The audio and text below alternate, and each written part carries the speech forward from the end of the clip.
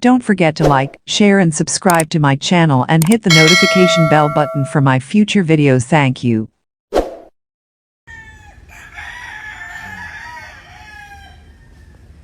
Newly harvest so much.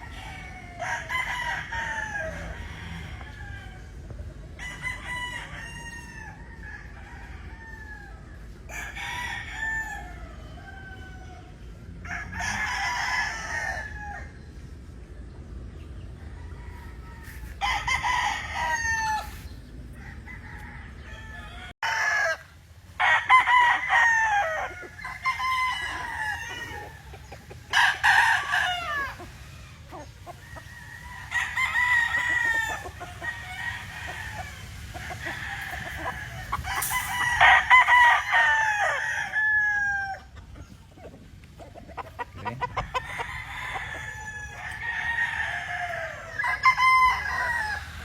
Power lemon.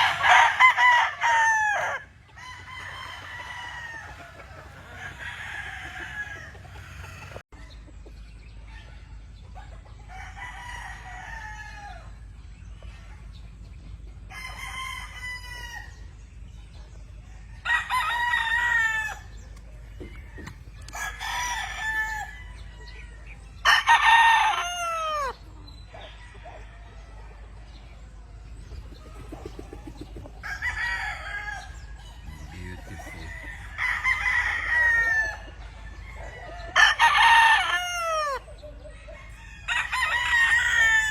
Beautiful Spaniel Hatch. Ito yung ating lemon 84 Spaniel.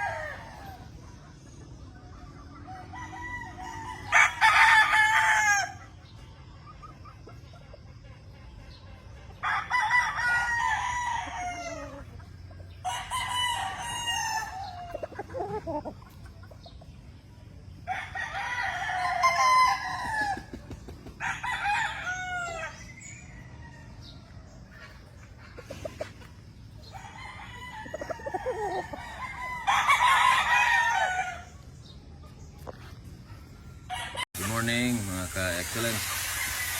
Dito po tayo ngayon sa ating breeding pens. Ito po yung ating off-season mating.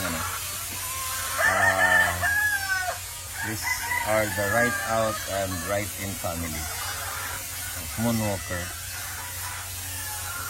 Ang lalaki natin is right out, ang ating mga pullets right in marks. So sila po yung mga galing sa inbreed. So yung mga itong mga magulang nila ay mga binibreed natin as magkakapatid. So itong broodstag, ang parents nito ay full siblings. Ang mama at papa nito magkakapatid. Ito rin pong mga babaeng ito, full sisters po ito sila lahat. Out of inbreeding din po, ang parents din po nila ay mga magkakapatid. So last 2 years ago, nag-breed po tayo ng mga full siblings para sa ating source of materials. Ito yung ating mga seed fowls na nabuo. Sila ngayon parang lumabas silang magpipinsan. Yan. Yung mga magulang nila ay mga magkakapatid.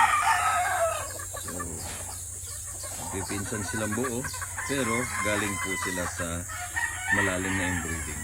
So, brother to sister mating. So ngayon susubukan natin, off-season ito, dahil wala naman tayong bahan, din naman to makukover sa banding. Susubok po tayo mag-breed ng napakalalim na, although hindi na rin sila masyadong direkta talaga. Ang parents na nila nakakapatid, pero sila mismo parang magpipinsan na. Malalim na ito, hopefully makakakuha tayo ng mga magagandang materialis out of this inbreeds. Ito lang talagang tanging paraan para ma-maintain natin yung ating linyaga. Kaya ginagamit pa rin natin ang ating tinatawag na brother to sister mating. Pero ito, medyo pinaluluag na natin. Hindi na natin sila yung inbreed direkta. Both parents nila ay mga inbreeds, or bawat isang marking nito ay mga pinanggagalingan ng inbreeds. Pero sila ngayon itong mating nito, hindi na sila yung malaki kasi magpipinsan na lang sila.